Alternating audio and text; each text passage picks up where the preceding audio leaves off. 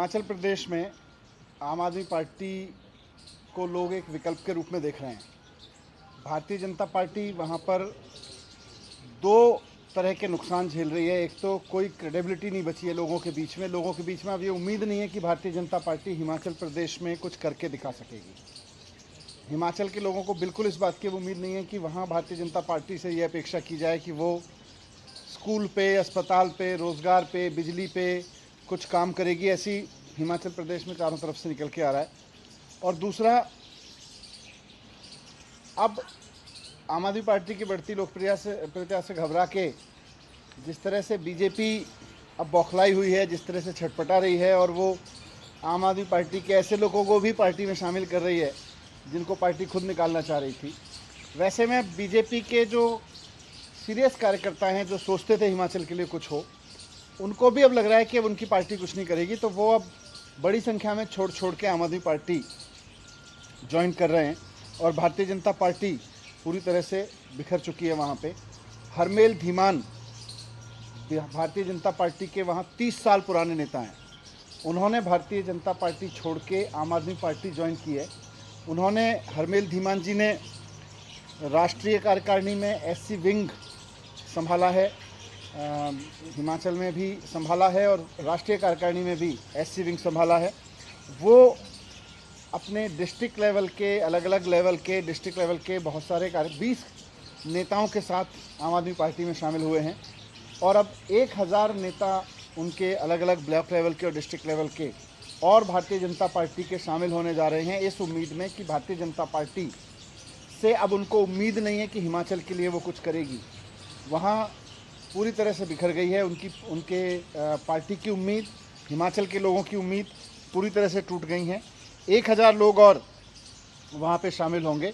और जिस तरह से पंजाब में और दिल्ली में स्कूल में, अस्पताल में काम हुआ है, बिजली पे काम हुआ है, वैसे ही सरकार बनाने के लिए अब हिमाचल के लोग और ये लोग जो अब और अलग अलग पार्टियाँ छोड़ के आ रहे हैं और ख़ास तौर से भारतीय जनता पार्टी से निराश होकर आ रहे हैं, सब मिलके एक नए हिमाचल की इबारत लिखना शुरू करेंगे।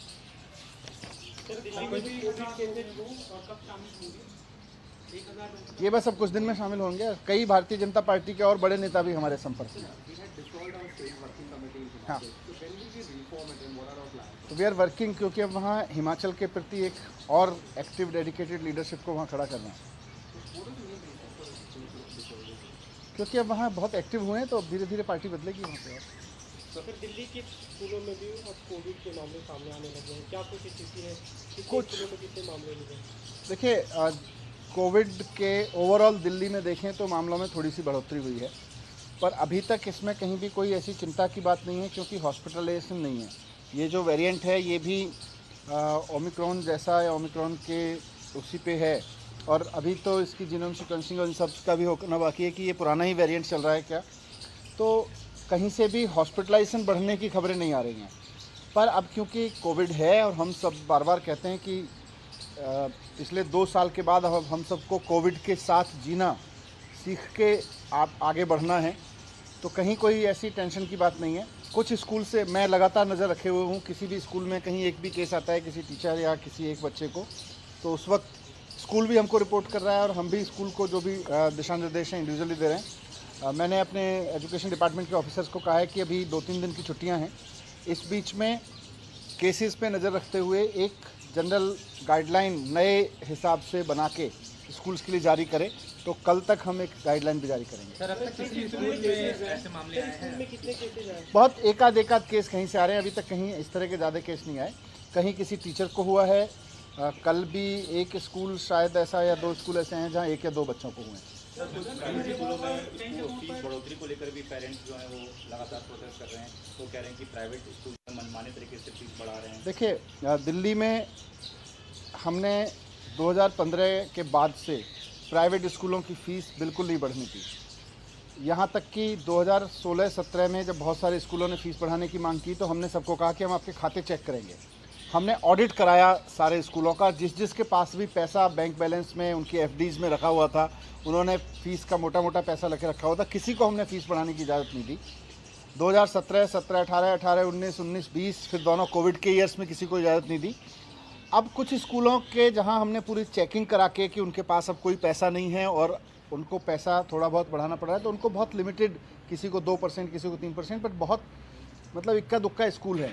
इसके अलावा अगर कोई स्कूल अपनी मनमर्जी से फीस बढ़ा ले रहा है तो उसके खिलाफ जैसे ही पेरेंट्स की शिकायत आती है हम पूरी उसकी जांच कराते हैं, उसका ऑडिट कराते हैं और उसके खिलाफ एक्शन भी लेते हैं।